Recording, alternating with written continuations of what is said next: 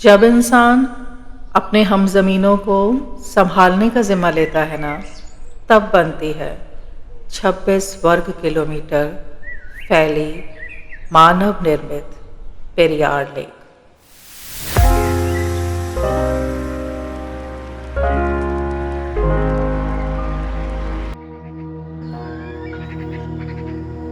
पेरियार और पंपा नदी के मुल्ला पेरियार बांध पर बनी ये मैन मेड पेरियार लेक बाघ, हाथियों, गौर, नीलगिरी लंगूर, सांभर, जंगली सुअर, न जाने कितने ही हम ज़मीनों का नेचुरल हैबिटाट है।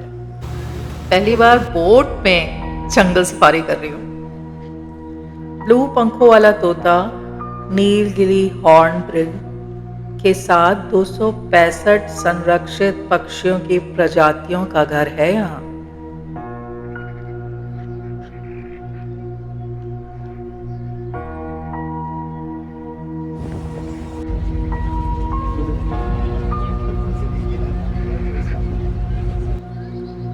कितने प्यारे लगते हैं ये, अपने घर में अपनी फैमिली के साथ। इनका ध्यान रखना इस ज़मीन के सबसे सियाने बच्चे की जिम्मेदारी है। लोग मुंबई जाकर अपने सुपरस्टार के घर के सामने फोटो खिंचाते हैं ना। बाघ और हाथी तो नहीं दिखे, पर मेरे सुपरस्टार का घर तो बहुत सुंदर है।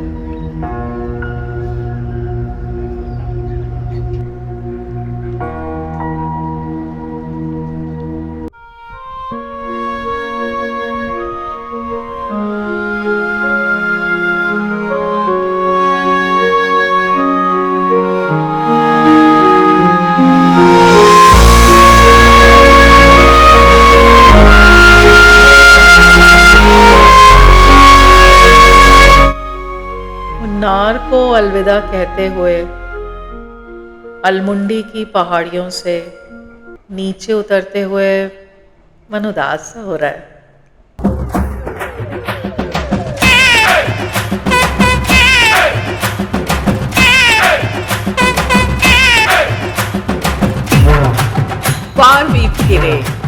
यानी वेलकम, हम आ गए भारत के पूर्व राष्ट्रपति APJ अब्दुल कलाम की स्टेट तमिलनाडु।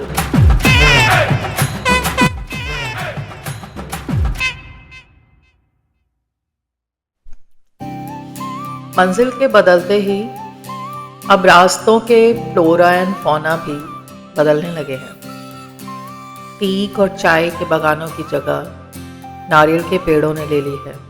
हल्की ठंड की जगह अब उमस भरी गर्मी ने ले ली है। हवा में नमी की जगह अब नमक ने ले ली है, क्योंकि मंजिल अब हिंद महासागर और बंगाल की खाड़ी है। ठीक ऐसे ही जीवन में लोगों का मिलना बिछुड़ना हमारे खुद की डिसाइड की हुई मंजिल पर डिपेंड करता है। जीवन के लक्ष्य बदलते हैं ना, तो लाइफ के फ्लोरा एंड फौना भी बदल जाते हैं। सच कितना कुछ सिखाता है ये सफर।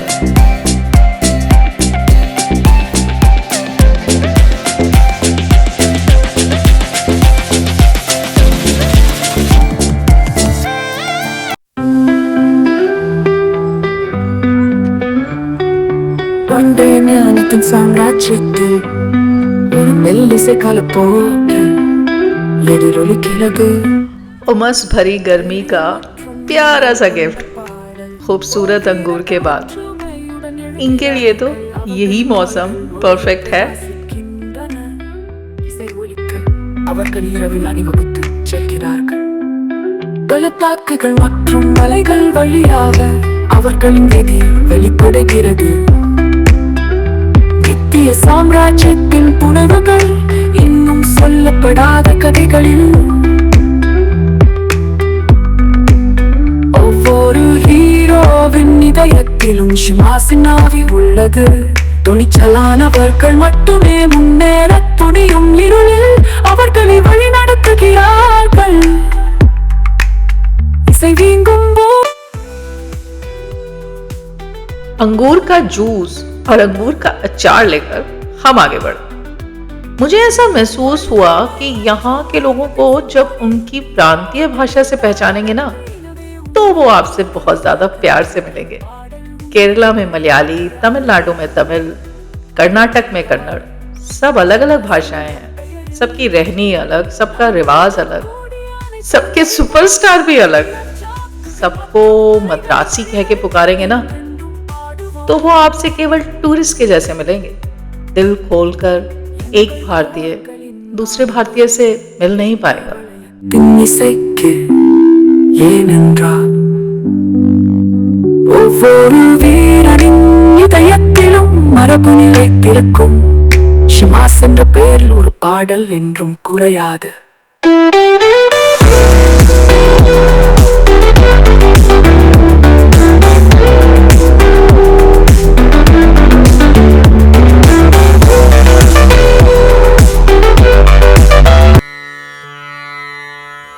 चार धामों में से एक रामेश्वरम धाम, यहीं श्री राम जी ने शिव भक्त रावण से युद्ध में विजयी होने के लिए शिवलिंग का निर्माण करके शिव जी से विजयी श्री का आशीर्वाद लिया था। 12 ज्योतिर्लिंगों में से एक रामेश्वरम में भी है। शोध में पाया गया है कि शिवलिंग, विशेष रूप से ज्योतिर्लिंग, रेडिएशन का उच्च स्तर उत्पन्न करते हैं और शिवलिंग पर जल चढ़ाने से ये ऊर्जा नियंत्रित रहती है। शिवलिंग का आकार और संरचना वैज्ञानिक दृष्टि से भी बहुत महत्वपूर्ण है। ये ब्रह्मांडीय ऊर्जा के संतुलन और सामंजस्य का प्रतीक है।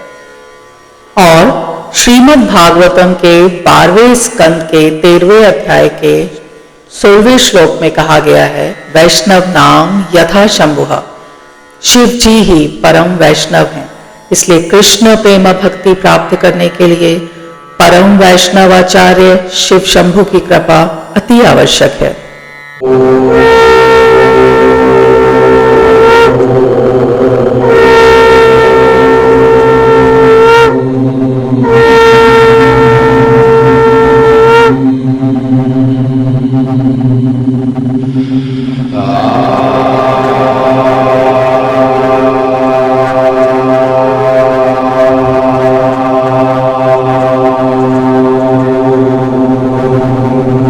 रामनाथ स्वामी मंदिर का निर्माण 12वीं शताब्दी में राजा किछावन सेतुपति द्वारा प्रारंभ किया गया था।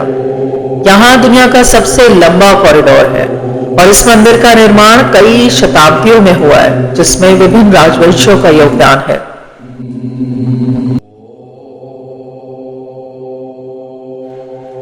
रावण वध के बाद प्रभु श्री राम ने ब्राह्मण हत्या के प्रायश्चित के लिए शिव जी से प्रार्थना की।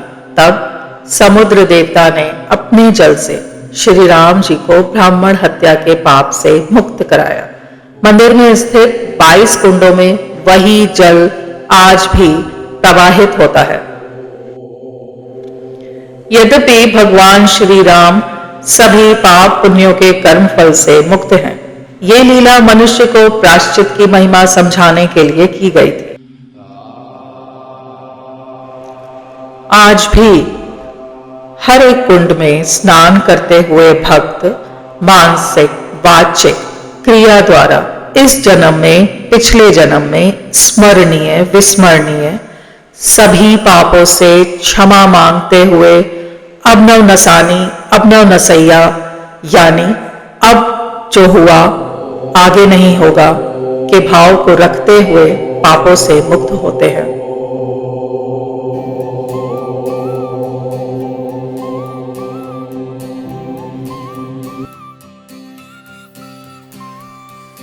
भारत की अंतिम भूमि धनुषकोटि। ये भूमि हिंद महासागर और बंगाल की खाड़ी से घिरी हुई है। भारत के अंतिम छोर पर पहुंचकर सूर्य उदय देखना, मेरे सारे शब्द चुप हो गए हैं।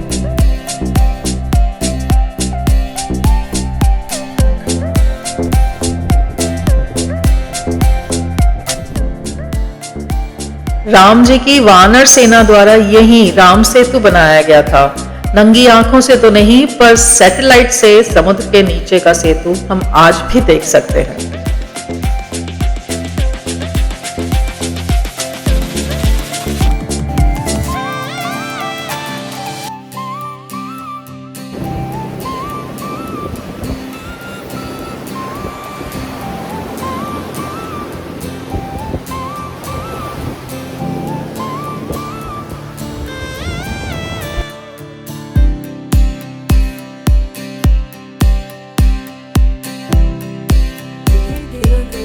छुट्टी का आखिरी दिन रामेश्वरम के संगुमल बीच पे बस यूं ही धूप छाँव का खेल देखते देखते कब आँख लग गई पता ही नहीं चला। स्कूबा डाइविंग ट्रेनर मेरा इंतजार ही करते रह गए और मैं यहाँ अपनी नींद के समुद्र में सुकून भरी स्कूबा डाइविंग कर रही थी। வழி நடத்துகிறார்கள் இசை நீங்கும் போது உள்ளுக்குள் ஒரு சக்தி இருக்கிறது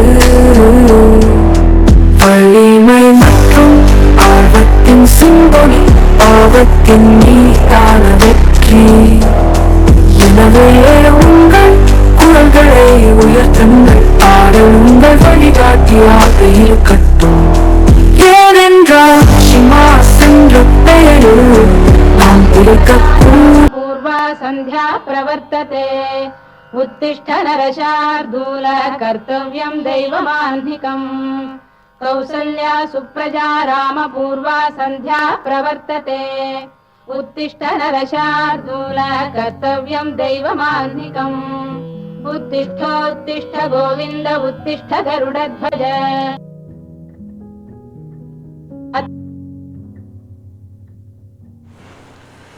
सफर खत्म हुआ ये नहीं कहूंगी, हाँ कुछ देर के लिए थमा जरूर है। फिर कभी कहीं किसी रोज यूं ही मिल जाएंगे किसी सफर पर और फिर एक बार ढेर सारी बातें करेंगे। तब तक के लिए वड़क्कम यानी नमस्कार। Like, share and subscribe for more soulful journeys. Your suggestions are always welcome. Full travel itinerary is written for you in description box. Bye bye.